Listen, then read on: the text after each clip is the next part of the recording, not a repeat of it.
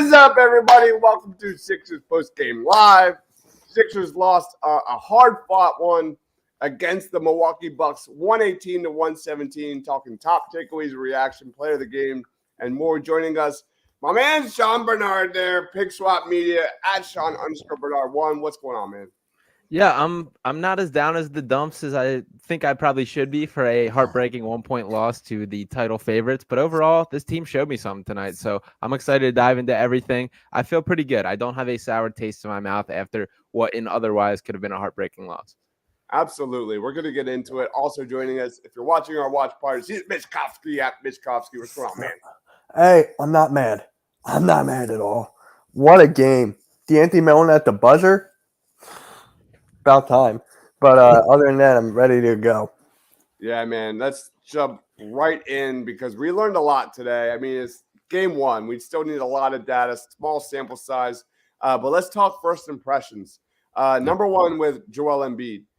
Joel Embiid finished this one with 24 points, 7 boards, 6 assists, 7 turnovers, and most notably, really, truly struggled there in that fourth quarter where I think he was 0 of 4 from the floor. Bad decisions, turnovers. That's the take, right? And, you know, it kind of left a sour taste in your mouth. I'll throw it to you, Sean. Just quick takes on Joel Embiid and under a Nick Nurse system. What was your quick vibe? Yeah, it wasn't the growth as a playmaker that I was hoping to see in this. We still see some of his struggles as a decision maker. I hated that little swap pass. That's the one that jumps out to me.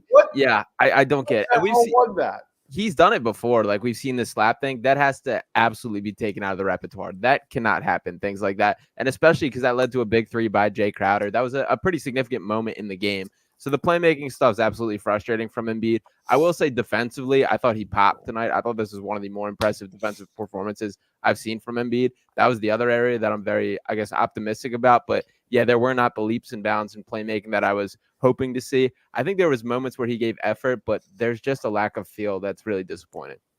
Yeah, Joel Embiid was 3 of 9. No, he was 2 of 5 inside the paint in the second half.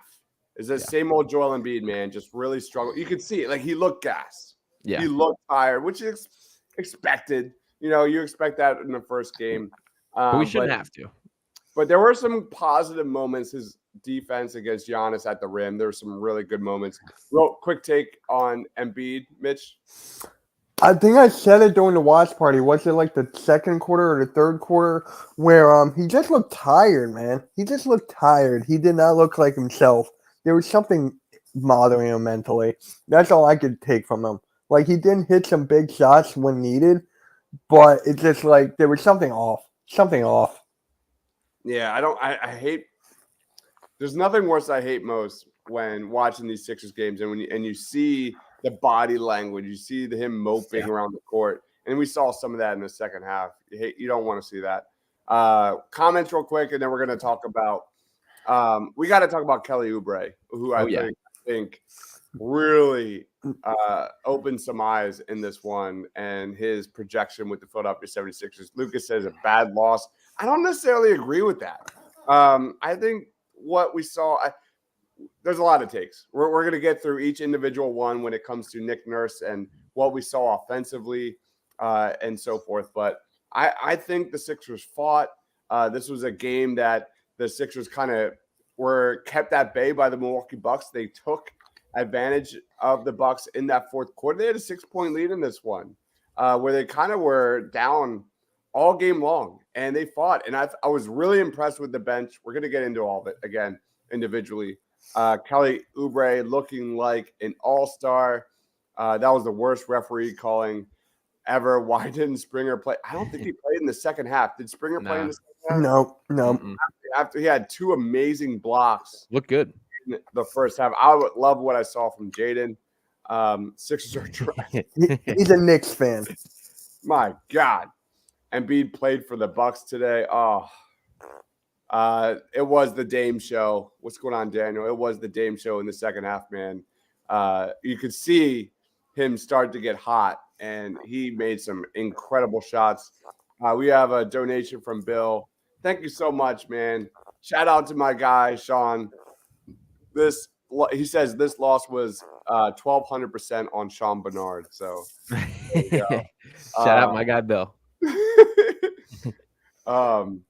Let us know if you have a comment or a question, Bill. Joe says, love the play of Maxey and Kelly Oubre. Love it, love it, love it. David says, y'all lost because you didn't play Mitch, favorite player, Furkan Korkmaz. Jesus. Harris had a decent game, hit some big shots there in the fourth quarter. We'll get to that. Good close game. The Bucks seem like they're beatable. They look good, man. I thought the Bucks looked good, and the Sixers play with a lot of energy, especially with some of their key bench players. It was so bad to the point where we're saying Joel played defense and nothing else. All right, let's get into Kelly Oubre, who finished the game with 27 points, 5 of 6 from 3 in 32 points. He had 27 points on 11 shots. 27 on 11 shots, and at times looked like the best player on the court. Yeah. He was night and day better than everyone. And I loved his energy. Like the second he stepped on the court, the Sixers second unit really had some very promising signs for what's to come. Sean, what's your take on Kelly Oubre Jr., man? Yeah, and they needed every single one of those 27 points. That he came in, he made an impact. He really carried the offense for stretches, which this team needed. The Sixers have not had a bench weapon like Kelly Oubre Jr. really since Lou Williams, as far as a legitimate pop off the bench scorer. Maybe Nick Young, if you want to make that argument. I think he's got a closer player arc as far as a comparison. There's going to be the good and bad nights with Kelly Oubre. That it is going to be a roller coaster this season. But a night like tonight is why he's so valuable to the team. The passion he brings, the athleticism he brings, the swagger that he walks with, they're all very important to this team. And he stepped up tonight. Like, if it was not for Kelly Oubre, I think that this game turns into a blowout in the first half. I really do believe that he kind of steadied the ship for that offense. And he's a guy that is the most pure wing that we've seen on this roster in several years at this point. So I'm very excited about what he brings to the table. Again, there are going to be the ups and downs with Kelly, but we saw the highs of the high tonight. We saw what he can bring to the table. And there's going to be nights like tonight where he needs to be unleashed, and he delivered absolutely. Yeah, 32 minutes in this one, Sean. You know, like a lot of us came into this one kind of curious about what the lineup combinations and the playing time would look like. 32 minutes, whereas Melton played 25, Maxey played 40. Danny Green got a little more burn than I expected him to get, to be honest. Same here. Yeah, same here. But yeah, I'd love to see Kelly Oubre in this one. I'm curious how he projects. I mean, it doesn't matter who starts. It doesn't matter any of that. It matters who finishes. And I don't think Nick Nurse can keep this guy off the floor if he's spacing the floor like that and giving that kind of effort defensively. Mitch, what was your take on Kelly Oubre tonight, baby? Well, you asked me who my player of the game was in the beginning of the game, and I said Kelly Oubre. I'm telling you, just like what he does off the bench is just crazy. The last forward you can argue that could score, I mean, actually young was Iguodala. You can go Jimmy Butler, you can go all those guys, but it's just like it's so nice to see him off the bench. So nice. I want him to start sometimes, not just come off the bench. Yeah, we saw some interesting second units. They went small ball today. Yeah. We didn't get the Joel Embiid, Paul Reed. Bigs at any moment, I believe, in this one. But they ran with like a Paul Reed, Kelly Oubre. They ran with Danny Green and Melton at times, and Pat Bev. I thought it was fun. I thought it was fun to watch for sure. And then we get to Tyrese Maxey, who played 40 minutes, had 31 points, some good, some bad, but for the most part, it was good, especially in that second half. That one step back three he had was incredible. Yeah. He had 8 assists and 2 steals, quick takes, no turnovers, and no turnovers. Compared to Embiid's 7, that stands out big time. Yeah. But I mean, Maxey's first taste in this Nick Nurse system, and let's also kind of touch on this with how we saw him, run the offense and be what we saw with him in the 2-man game in clutch situations with 5 minutes left. What was your take? Yeah, I mean, this isn't going to be the game that we hang our hats on and say this is Tyrese Maxey's best game of the season when things are said and done. But I thought this was a very mature, grown-up game from Maxey. The 8 assists to 0 turnovers is really impressive stuff. I still don't think he has those natural instincts as a playmaker. I think he's trying to. I don't know if in the long term I can see it working as him as a playmaker, but I do respect that he is really trying to make it work. And for the most part, as evidenced by these stats here, like he made the right decisions, he made the right basketball plays, and then he did step up when it was time. That I thought in that third quarter he helped navigate things in a major way. He had a little scoring burst. The second quarter as well, that he kind of had a little pop that helped elevate the team. He is that dude, and that's the biggest overhanging question. Like, as much as there's chatter about the looming James Harden situation and the Joel Embiid being the MVP, all this stuff, Tyrese Maxey is very much the X factor of how good this team can truly be. If he can grow into like a legitimate all-star caliber player, which I think he's already right there at, this is a completely different outlook for this team. I thought it was a step in that direction today. So overall, I'm pretty happy with Maxey. I still think there's plenty to be desired as far as getting more in that two-man game with Embiid, getting more motion with him, getting more involved as far as cutting to the basket, dribble handoffs, all these things. But for the most part, a good starting point for sure. Yep. Prince says if Joel hit his shots, Maxey would have had 13 plus assists easily. I like that comment a lot. Yeah. I mean, how I can't complain about 10 of 22, but I mean, he was 6 of 12 in the second half from the field, 31 points and 8 assists, no turnovers. My God, like those are some big time stats. What was your thoughts, Mitch? Any takes on Tyrese Maxey? Hey, he was doing what I wanted him to do, just taking all the right shots. The playmaking was huge. Just like, stepping up at some points of the game.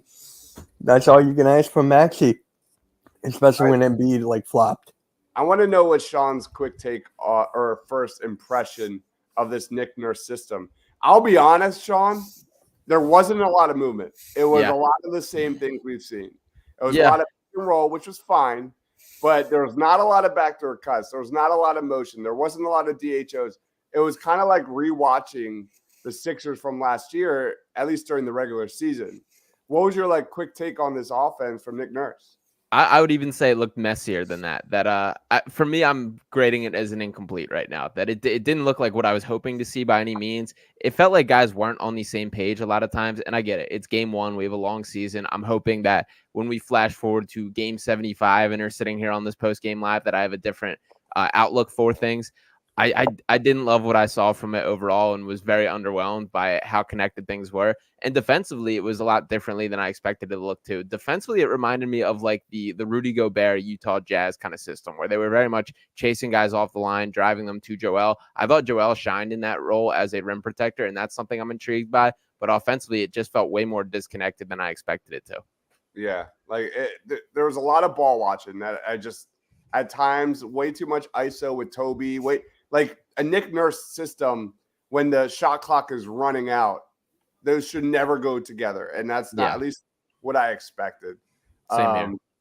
All right, so let's jump right into bench because I thought that was a really impressive display for the Sixers today. The Sixers actually tied the Bucks in bench production tonight, 32-32. Some really good moments again from Kelly Oubre, who had 27, but I was impressed by Paul Reed. I was impressed by Pat Bev. I was impressed by Jaden Springer, who came in and gave quality minutes when he needed to. Paul Reed didn't kind of light it up. He did get a lot. I mean, he did get a lot of personal fouls there with 4, but he did have a block there at the end of that first half. Mitch, what was your take on the Sixers bench overall and kind of what's the word, calming the storm at times, because especially in that first half when the Bucks were coming out like gangbusters and the Sixers second unit really provided some nice energy. This is the best bench I've seen in a long time.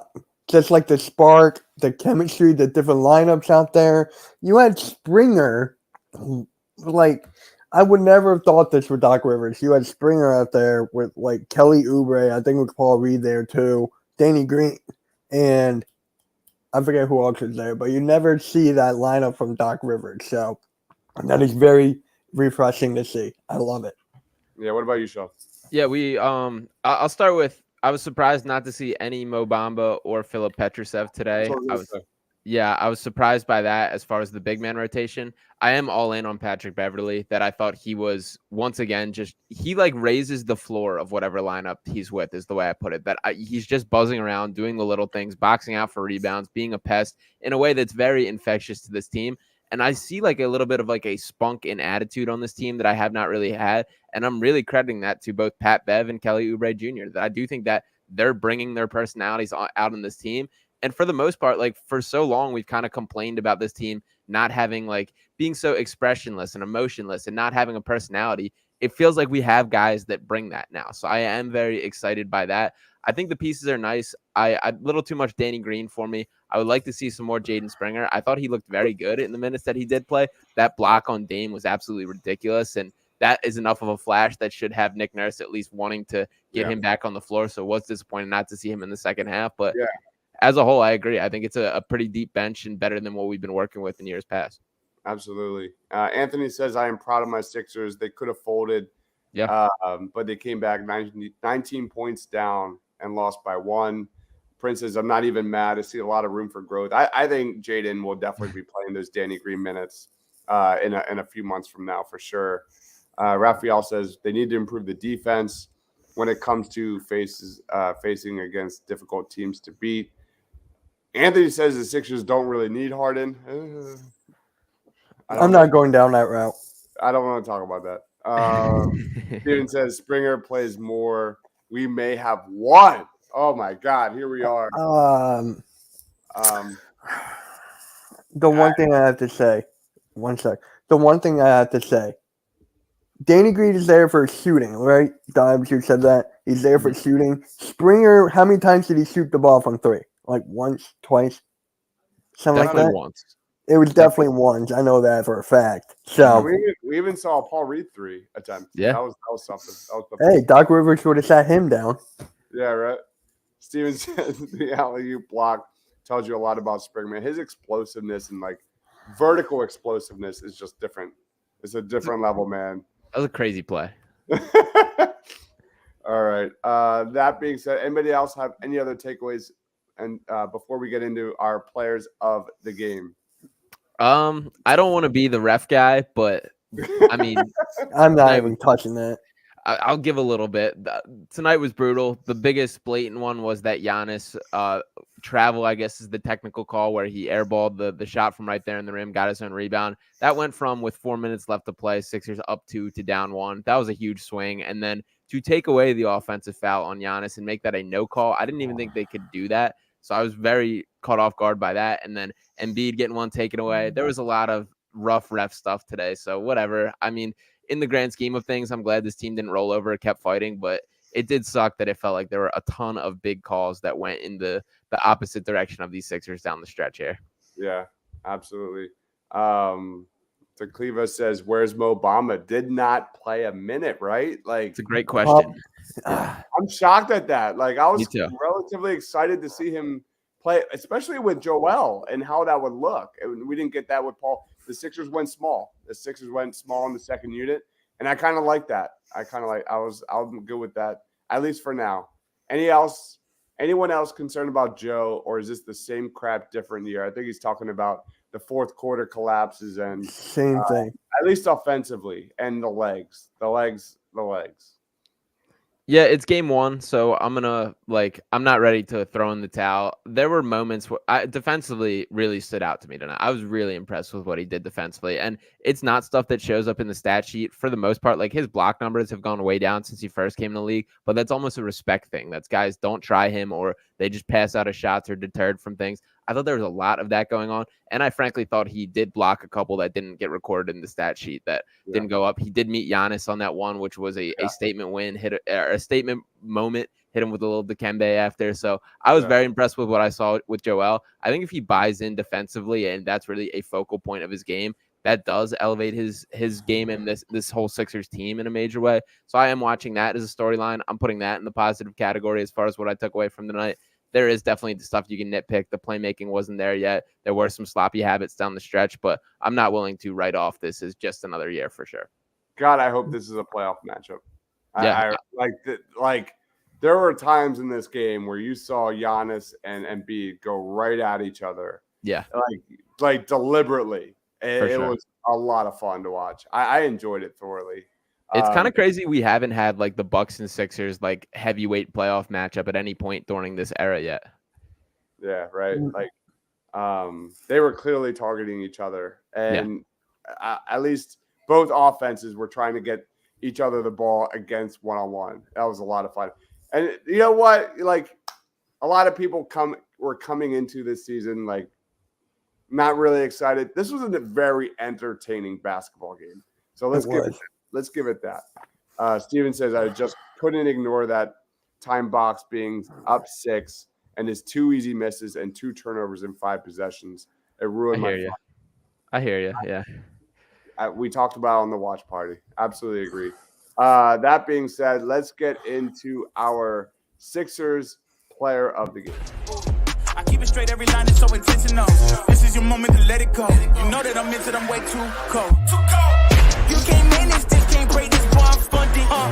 Gotta keep my distance when you now 100. Don't the same ones say they love you, they funny. You can't match my energy, and yeah, you know it. Way too cold. Yeah, man, I'm way too cold. Way too cold. Yeah, man, I'm way too cold. Way too cold. Yeah, man, I'm way too cold. Yes, I meant it. Yeah, man, I'm way too cold. All right, number 1 in the books. I'm throwing it to you, Mitch. Lead us off, man. Give Kelly Oubre some love. I mean, I called it from the beginning of the game. Just his 3-point shooting, just him keeping us in the game with the bench, him stepping up. I love it, man. It was Kelly Oubre for me. Kelly Oubre gets the first nod of the regular season. Sean, who's your player of the game? Yeah, shout out Tsunami Poppy for coming through. Glad he's getting his love. I'm going to give mine to Tyrese Maxey. For me, again, I don't think that when we look back at it, that this is going to be a performance we really remember that well from Tyrese. He's going to have far more signature moments than tonight, but it was what I need to see as far as a mature processing in the game. There were areas where I saw growth that I thought he handled business.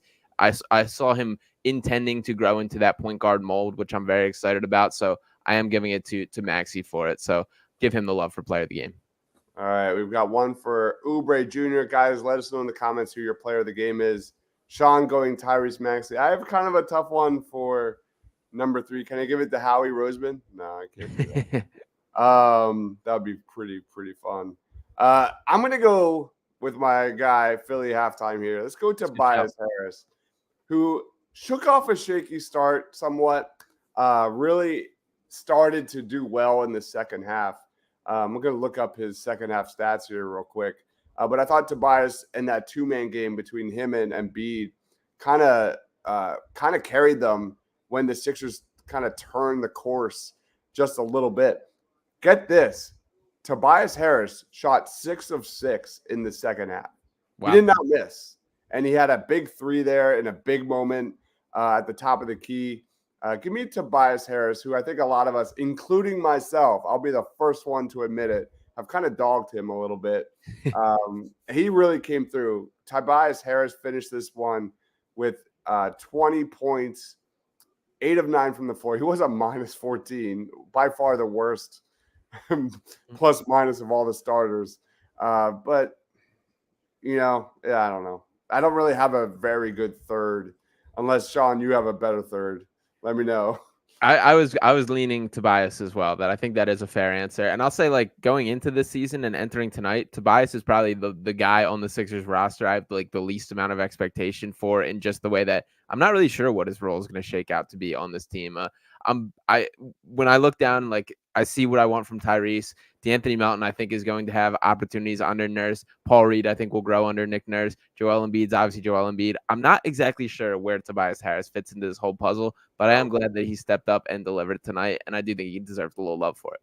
I agree, man. I agree. Anthony says, player of the game, PJ Tucker, doing the dirty work, getting a ton of rebounds and hustle on every play. PJ Tucker finished PJ Tucker special, 0 points.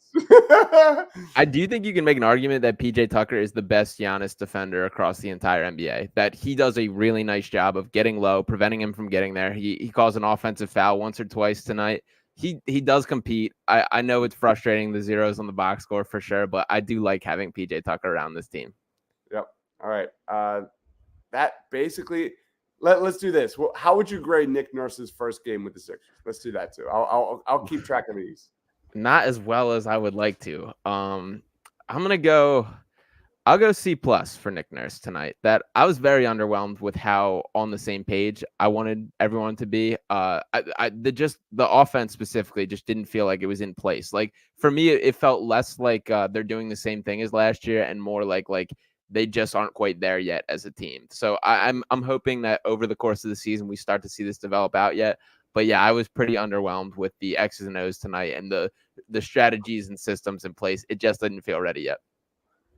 Yeah, this was a tough game to lose, man. This is like when I look at these numbers, like they did shoot 45+% from three, 51% from the field. They battled. Like I don't know if it's it's a C+ for Nick Nurse, but I think it was like a solid B+ for the Sixers. Like yeah. And considering like my expectations, I'm good. Steven says I wanted Tiago to take on this PJ Tucker guy. Tiago will be back. He's in Hawaii flying home, so he'll be fine. He's living his best life. We'll dig into the Nick Nurse systems for sure with him at some point. Oh yeah. That basically wraps this thing up, man. Sean, where can we find you? As always, thanks for having you on, man. Yeah, it feels good to have Sixers basketball back and be breaking it down. I've been joking over at Fox Sports The Gambler that I feel like I've turned into the TMZ reporter more than the Sixers reporter based on this summer with all the James Harden stuff going on. So I'm very happy to actually have some basketball to talk about. But yeah, you can catch me on the airwaves at Fox Sports The Gambler, rolling out a new show with Sean Brace called Picks and Roll that'll be on the station at 102.5 as well as on the YouTube channel and everywhere else that we're broadcasting there. Still doing my thing over at Pick Swap Media, still growing that. And still writing over at Philly Sports Network. So a lot of Sixers stuff going out. I'm ready to hit the ground running and get all in for this season once again. What don't you do, man? What don't you do? Sleep. I'm telling you, the best Sixers follower right there. He is at Sean_Bernard1. Mitch had to run. He had to something come up. At Mitch Kofsky, go check out his YouTube channel as well. Anthony says, you guys remember when Nick Nurse is running a different system than Doc? The players are used to Doc Sixers. That's true. It'll take time. Yep. First game in the books. Cannot overreact. How many games do you give Nick Nurse this season? I'm like around like 50. I want to give him like a fair shake. Yeah, I think near the All-Star break is when I'm going to start like forming my opinions of what this offense looks like. Because and even for Nick Nurse, like he's never had to build around a big man like Joel Embiid. Like that's not the easiest task compared to what his offenses traditionally look like. There's a huge adjustment period from that end as well. So it's both these players trying to get it, and it's Nick Nurse kind of molding his stuff, trying to make it work with this personnel, which is very different than what he had in Toronto. So there's going to be some growing pains on both sides of things.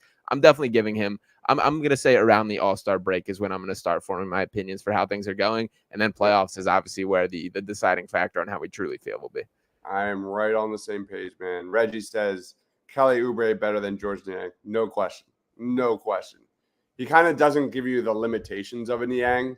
He gives you more upside, I think, more consistency. Again, Oubre, there's gonna be some bad. We're gonna get the bad. And you can even see it. Like even on a night tonight where it's awesome, you can see where the bad leaks in. Like one of those pull-up threes he took tonight, which went in and we were thrilled about. It's like on a night where that does not go, I'm furious at that shot selection. You can see it, but I am very happy that Kelly Oubre is a member of the Sixers, and to get a 20-point per game score on a veteran's minimum is absurd value. So happy he's here. Yep. All right. He is Sean Bernard. I am Dibes. Thank you everyone for watching. Thank you everyone for commenting wherever you're watching. Please like, subscribe, all that fun stuff. We'll be back on Saturday for the Toronto Raptors game as Nick Nurse heads back home to Toronto. That would be a good one to watch. Please be sure to comment your thoughts if you're watching this late, and we will see you on Saturday. Stay awesome, everyone.